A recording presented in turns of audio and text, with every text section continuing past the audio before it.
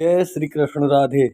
आज हम श्री विष्णु पुराण में दूसरे अंश के तीसरे अध्याय का वर्णन सुनेंगे, जिसमें भारत आदि 9 खंडों का विभाग का वर्णन किया गया है। श्री पराशर जी बोले, हे मैत्रेय, जो समुद्र के उत्तर तथा हिमालय के दक्षिण में स्थित है, वह देश भारतवर्ष कहलाता है। उसमें भरत की संतान बसी हुई है। हे महामुने, इसका विस्तार 9000 योजन है। यह स्वर्ग और अपवर्ग प्राप्त करने वालों की कर्मभूमि है। इसमें महेंद्र, मलय, सह्य, शुद्धिमान, ऋक्ष, विंध्य और परयात्र ये 7 कुल पर्वत हैं।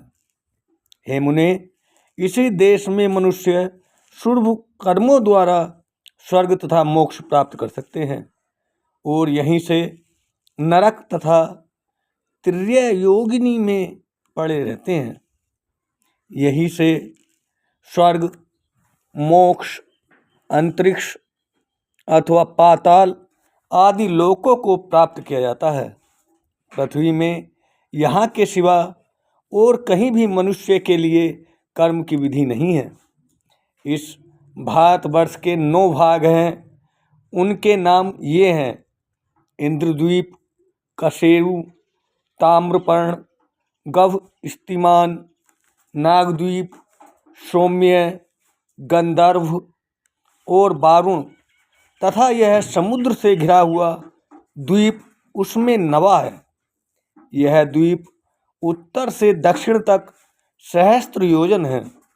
इसके पूर्वीय भाग में किरात लोग और पश्चिमीय में यवन बसे हुए हैं तथा यज्ञ, युद्ध और व्यापार आदि अपने अपने कर्मों की व्यवस्था के अनुसार आचरण करते हुए ब्राह्मण, क्षत्रिय, वैश्य और शूद्रगण वर्ण विभागानुसार मध्य में रहते हैं।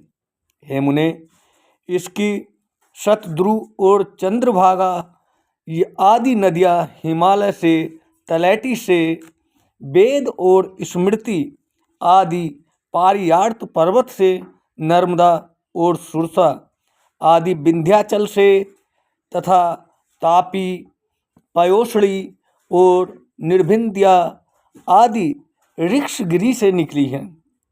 गोदावरी, भीमरथी और कृष्णवेणी आदि पापहारिणी नदियाँ सह पर्वत से उत्पन्न हुई कही जाती हैं। कृतमाला और ताम्रपर्णी आदि मलयाचल से, त्रिसामा और आर्यकुल्या आदि महेंद्रगिरी से तथा ऋषिकुल्या और कुमारी आदि नदियाँ शुक्तिमान पर्वत से निकली हैं। इनकी और भी सहस्त्रों शाखा नदियाँ और उपनदियाँ हैं। इन नदियों के तट पर कुरु, पांचाल और मध्य देश आदि के रहने वाले, पूर्व देश और कामरूप के निवासी पुंड्र, कलिंग, मगध और दक्षिणात्य लोग, अपरांत देशवासी सौराष्ट्रगण तथा सूर, आभीर और अर्बुदगण, कारुष, मालव और परयात्र निवासी सोवीर, सैंधव, हूण, शाल्व और कौशल देशवासी तथा माद्र, आराम, अम्बष्ट और पारसीगण रहते हैं। हे महाभाग, ये लोग सदा आपस में मिलकर रहते हैं और इन्हीं का जल पान करते हैं। इनकी सन्निधि के कारण वे बड़े हष्ट-पुष्ट रहते हैं। हे मुने, इस भारतवर्ष में ही सतयुग, त्रेता, द्वापर और कली नामक 4 युग हैं, अन्यत्र कहीं नहीं। इस देश में परलोक के लिए मुनिजन तपस्या करते हैं। याज्ञिक लोग यज्ञानुष्ठान करते हैं और दानीजन आदरपूर्वक दान देते हैं।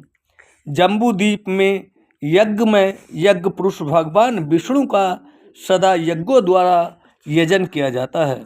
इसके अतिरिक्त अन्य द्वीपों में उनकी और प्रकार से उपासना होती है।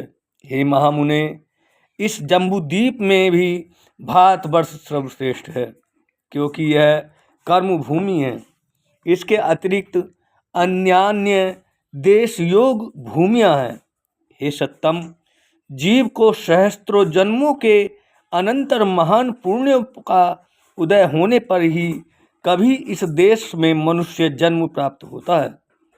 देवगण भी निरंतर यही गान करते हैं कि जिन्होंने स्वर्ग और अपवर्ग के मार्गभूत भारतवर्ष में जन्म लिया है, वे पुरुष हम देवताओं की अपेक्षा भी अधिक धन्य हैं। जो लोग इस कर्म भूमि में जन्म देकर अपने फलांकक्ष से रहित कर्मों को परमात्म होकर स्वरूप श्री विष्णु भगवान को अर्पण करने से निर्मल होकर उन अनंत में लीन हो जाते हैं, पता नहीं अपने स्वर्गप्रद कर्मों का क्षय होने पर हम कहाँ जन्म ग्रहण करेंगे।